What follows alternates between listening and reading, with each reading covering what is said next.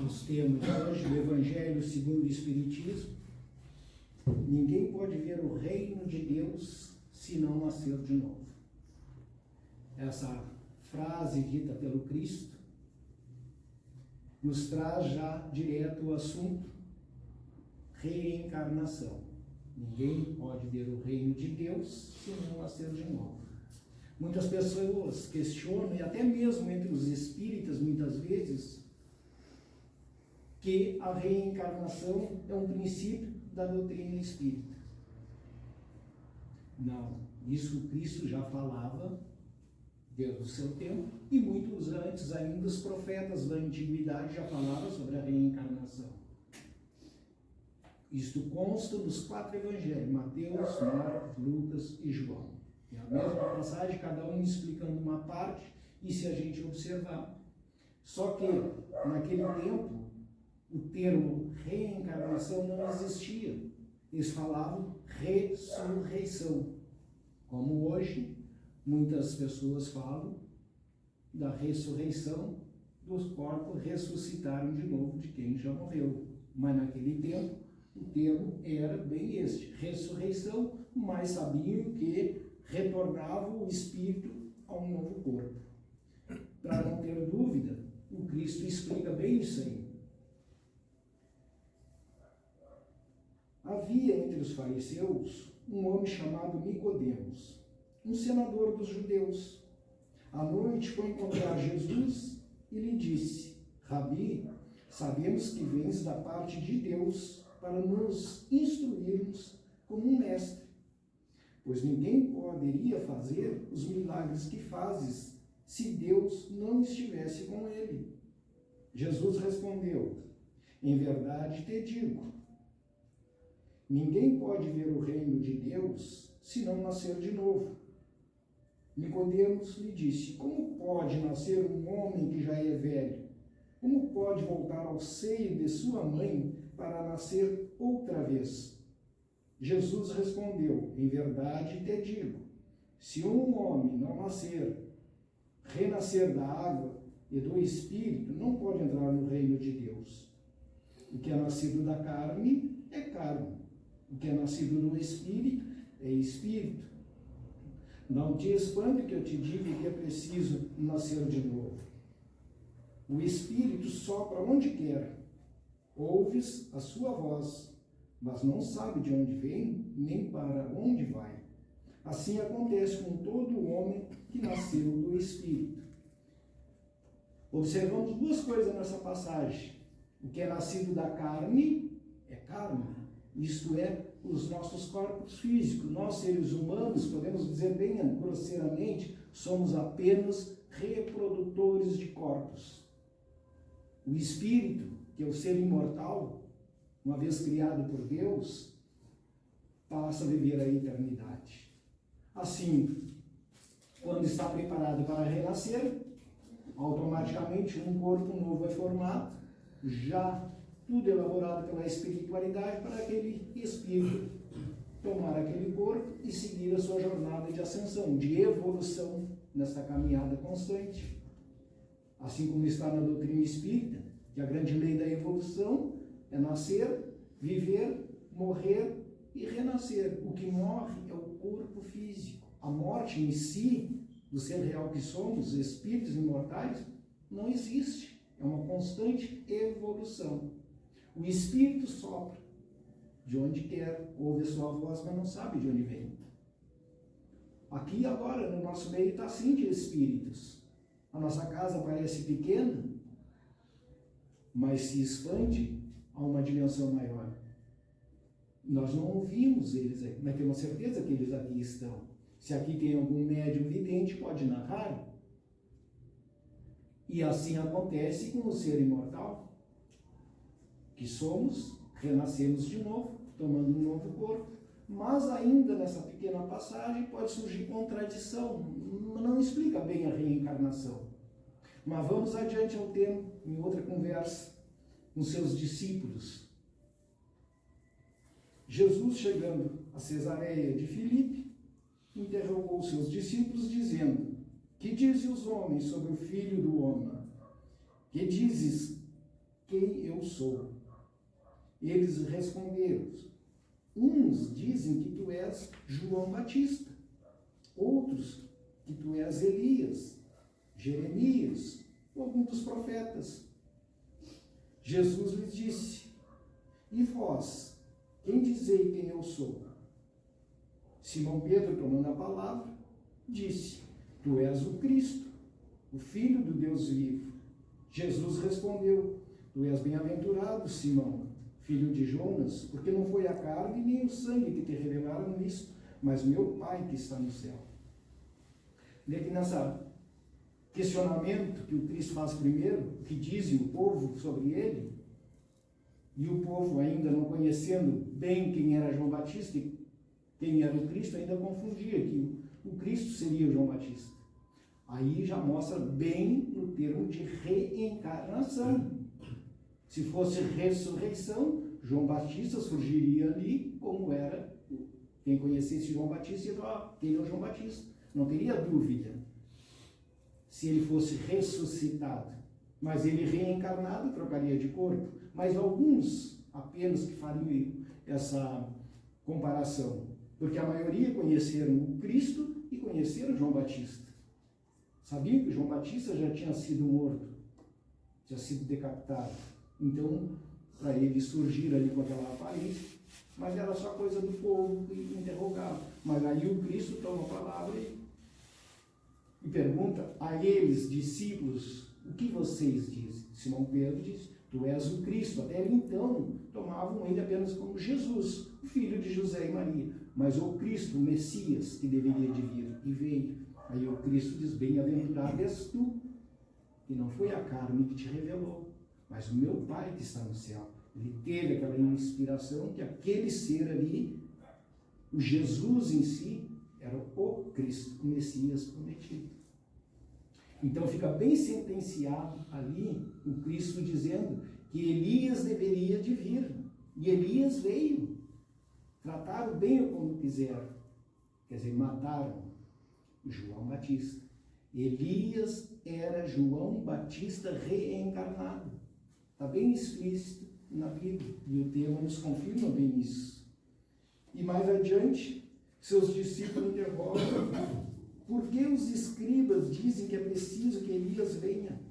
Jesus respondeu: é verdade que Elias deve vir e restabelecer todas as coisas. Eu declaro que Elias já veio e não o conheceram. Então eles já tinham em si esse conhecimento, não sabiam como se processava reencarnação, chamando de ressurreição, mas sabiam que eles estavam esperando um Messias também. Poderia ser ele, até então, um dos profetas da antiguidade. Então, para nós, estudando essa questão reencarnação, ressurreição, que fica a dúvida, é só uma questão de ler, interpretar e observar bem as palavras do Cristo. Não é a doutrina espírita que diz, é o Cristo que diz, que sentencia. Mas não houve ressurreição no caso do Lázaro? Muitos questionam. Não houve ressurreição. Lázaro sofreu um ataque, como a gente diz hoje, epilepsia, que eles não conheciam naquele tempo. Hoje, se sabe que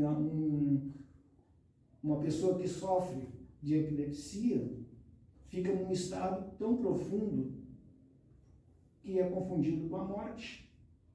Já teve casos gravíssimos disso, que é sepultado e depois um familiar se toca e diz: mas o fulano sofria disso, vamos olhar, vamos observar lá, e já se virou no caixão, aquela agonia toda, mas já, aí morreu de verdade.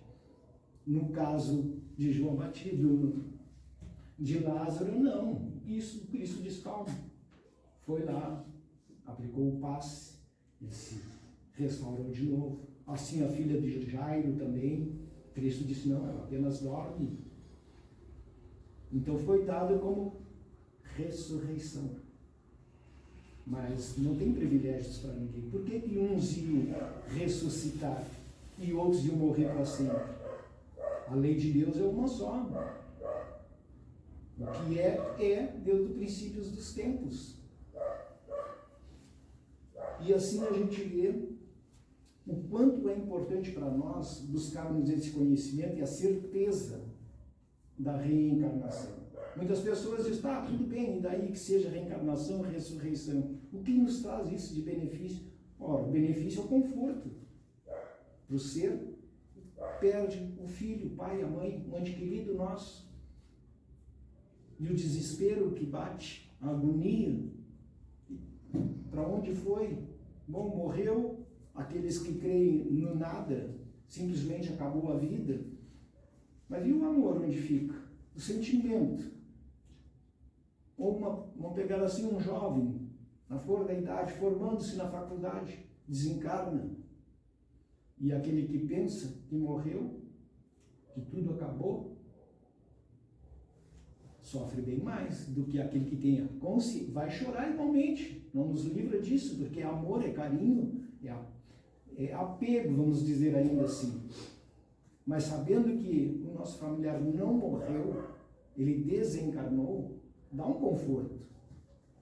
Vamos dizer hoje, diante da condição natural da gurizada fazer a faculdade, se forma e vão para um país e outro, os pais ficam felizes, meu filho se formou e foi embora para os Estados Unidos, para a Alemanha, para o Canadá. Então a gente sabe que está lá. Pode passar anos sem vir. Talvez até nem se veio, porque o pai pode desencarnar até antes, ou o filho lá também, não importa. Mas, diante desse fato dele estar lá e nós aqui, com a tecnologia que tem, simplesmente no celular, no WhatsApp, se comunica na hora. A espiritualidade nos diz que o WhatsApp espiritual é mais rápido que o nosso. Pensou, ligou. Então, isso é importante a gente saber dessa questão devido à nossa angústia, ao nosso sentimento. O que nós sofremos aqui, o ser querido que desencarnou, vendo a agonia de um pai e de uma mãe, por mais esclarecido que ele seja, e por mérito que ele tenha e esteja na pátria espiritual, estudando e trabalhando, quase gritando no ouvido do pai e da mãe, eu estou bem, não chorem, vocês têm outros compromissos na terra, às vezes tem outro filho e se desdeixam daquele filho que está ali presente no dia a dia e se preocupam e choram, e entram em depressão e agonia por aquele que se foi e deveria estar bem lá. E está bem, mas ainda padece pelo choro do pai e da mãe. Devemos chorar sim, é natural. Divaldo Franco diz, quando eu morrer, brincando como ele gosta de brincar, aí daquele que não chorar por mim. Porque ele sabe que a gente vai chorar, que muitos vão chorar. Por mais que se compreenda, dá saudade. As pessoas choram quando o filho sobe no ônibus e vai viajar, sabendo que vai estar ali. Ou simplesmente vai aos 18 anos servir o exército em outra cidadezinha aqui da volta, já choram também. Nós não vamos chorar para o nosso familiar que desencarnou. Por mais velhinho que seja a mãe, 80, 90 anos, a gente chora também. E dá um vazio. E esse vazio eles explicam. Nós na família somos uma grande corrente de uma energia que está ali. Mesmo entre tapas e beijos, como se diz na família, quando quebra aquele elo, aí todo mundo diz, nossa, não aproveitei o que eu deveria ter aproveitado. Então a gente sente essa falta. Mas aquele elo, com o tempo ele vai se fechando de novo e se junta. O avô morreu, desencarnou. A gente não conversa muito sobre o assunto, mas o tempo tudo cura. E aquelas coisas vão indo. Aí um comenta uma coisa e outra. Daqui um pouco a gente já brinca com o nome dele. E as coisas se acerenam, a gente já conta casos, ele gostava disso, ele não gostava, ele ficava furioso, outras, e a gente vai sempre comentando sobre a família. E já não chora mais nos comentários que se faz, já é uma boa lembrança. Então aquele sentimento da hora de perda é natural. Mesmo sem saber da reencarnação, mas sabendo da reencarnação, o ponto de vista se alarga, se expande. A gente sabe que mais adiante, ele vai renascer. Que o nosso filho hoje, pequenininho, nascido, talvez seja o nosso bisavô, nosso tataravô, ou até mesmo ainda um da mesma geração. Tem casos que nos mostram isso na doutrina. Crianças que desencarnaram, renasceram do mesmo pai e mãe, tem um filme sobre isso. Depois renasceram de novo na mesma família, o mesmo pai e a mãe, morreu novinho de novo e renasceu pela terceira vez na mesma família. Comprovado cientificamente, documentado. Mas muitos perguntam, tudo bem, alguém veio de lá e nos conta que prova que renasceu? Tem alguém aqui que diz eu sou um deles? Querem essas provas? As mesmas provas que se pesquisa em documentos da história do mundo, também tem documentos, livros mostrando sobre a reencarnação. Feliz daquele que tem os olhos de ver e vê, mas ainda diz o Cristo, feliz daquele que não vê, mas crê. Mas quem é médio tem os olhos de ver os espíritos, eu não tenho como discutir isso, eu estou vendo ali o espírito. Olha meu pai, minha mãe, meu irmão, meu avô, tem esse aqui que eu não conheço, mas ele está dizendo que é fulano. Quem acompanhou o Chico Xavier foi bem demonstrado isso, que é uma pesquisa maior, uma certificação maior do que isso. Nós, ao dormirmos, quantos sonhos temos em relação a familiares que já se foram e que vêm e conversam com nós, nos chamam a atenção de particularidades? Basta a gente se permitir, mesmo ainda no estado físico presente, onde o nosso sentido está bem aguçado, que a gente não percebe essas coisas espirituais, mas quem quiser se permitir a isso, que não tenha sensibilidade nenhuma, entre aspas, porque nos diz a doutrina, todo mundo tem essa sensibilidade. Todo mundo é médium por essência, porque todos somos espíritos. Mas uns mais aguçados, que olham e vê e escutam, assim como o Divaldo, Chico e tantos outros, e aqui na cidade muitos outros médiums. Por toda parte. Mas aqueles que se dizem, eu sou neutro, mas eu vou fazer um teste, não tem importância, não tem perigo nenhum. Relaxa, se permite ouvir as coisas. A espiritualidade usa as criaturas para auxiliar as criaturas. A gente está precisando de alguma coisa, faz uma prece, pedindo a Deus, a Jesus, ao anjo da guarda. Cristo não nos responde aqui, nem o anjo da guarda, mas vem um amigo e nos diz aquilo de repente, assim, mas eu estava pedindo isso para o anjo da guarda. Claro que eles intuem o outro a nos falar.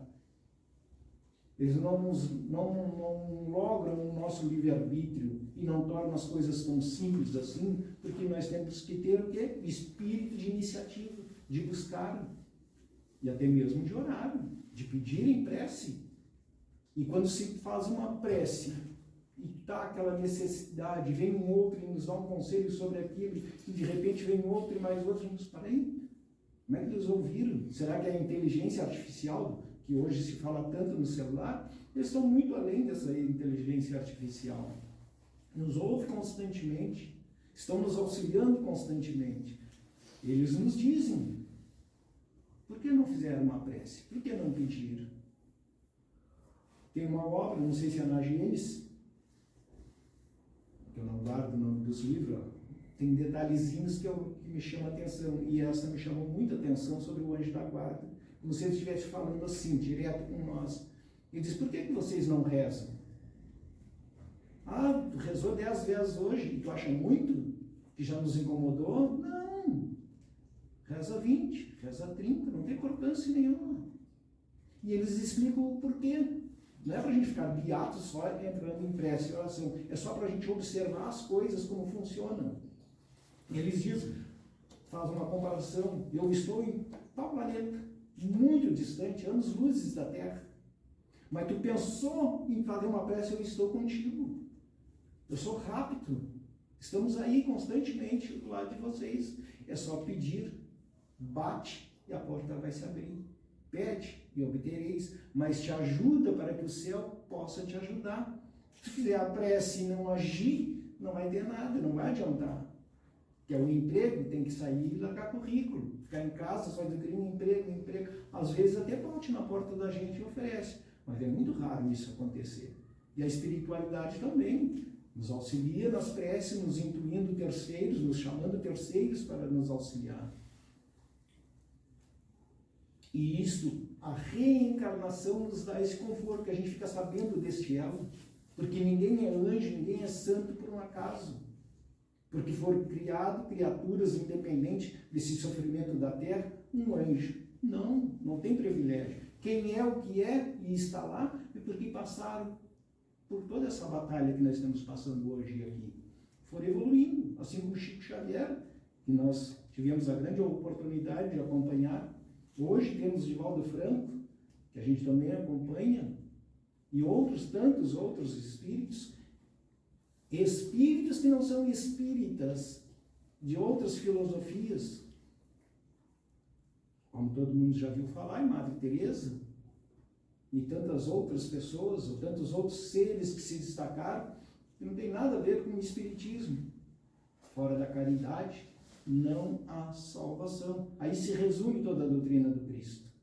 A essência é a caridade. Eu saber das coisas, ou nós sabermos das coisas, pegar esse livro, essa pilha de livro, decorar a Bíblia, vamos ficar excelentes teóricos. E a prática desse trabalho? Isso que faz a diferença na evolução do ser. Não precisa nem saber ler. Essa semana botaram um videozinho no WhatsApp, o Divaldo comentando, de uma mulher analfabeta e que fazia a caridade, ouvia, sentava, ouvia a palestra e sabia o que tinha que ser feito. Não sei ler, mas eu sei ouvir, eu sei interpretar e agir. É assim que as coisas acontecem. Nos chama a questão a doutrina espírita e ainda o Cristo em primeiro lugar. A quem mais é dado, mais é cobrado. Muitas pessoas fogem do conhecimento. Agora eu sei, agora eu não posso negar. Agora eu vou ser culpado por saber e não querer. Antes eu não fazia, não sabia mesmo, era inocente, coitado. Agora eu sei das coisas. Então, quem é que nos cobra? É nós mesmos. O saber é uma luz que nos aclareia as coisas. Quando eu estava começando na doutrina espírita, me deu assim um choque. Eu nunca tinha visto falar em reencarnação. E uma meia hora de conversa com um colega, ele me explicou, eu disse, nossa, essa é a essência da vida. Eu fiquei assim, maravilhado. E eu disse, nossa, quando todo mundo souber da reencarnação, isso vai transformar o mundo. Isso já faz 30 anos atrás. E eu vejo que nem eu me transformei ainda. É difícil essa luta constante de se vencer a si mesmo. Nós não devemos nos desiludir com nós mesmos. Se nós vemos as centenas de reencarnações já passando há 2000 anos, através de diversos ensinamentos do Cristo, a cada existência física, e ainda hoje aqui estamos enraizados naquele instinto de sobrevivência, ainda não voltamos à questão espiritual do ser real que deveremos ser, que somos, mas não ainda assumimos isso. Então leva a muitas outras reencarnações. Mas agora está bem pautado a internet, então, tantas outras coisas que nos traz o conhecimento, seja para criticar, mas eu estou criticando, tipo, mas alguma coisa realmente ali está. Não é possível que eu nasci, família pobre, trabalhei, estudei, morri, tudo acabou. Nossa, é isso então? Tudo acabou? Então o tempo mesmo é passar todo mundo para trás, aproveitar a vida e curtir o aqui e o agora, se tudo acabou. Não tenho por que eu ser bom, mas sabendo que, mesmo sem conhecimento que está no intuitivo do ser, eu tenho que ter algo além. Eu sou imortal, eu tenho que ser imortal.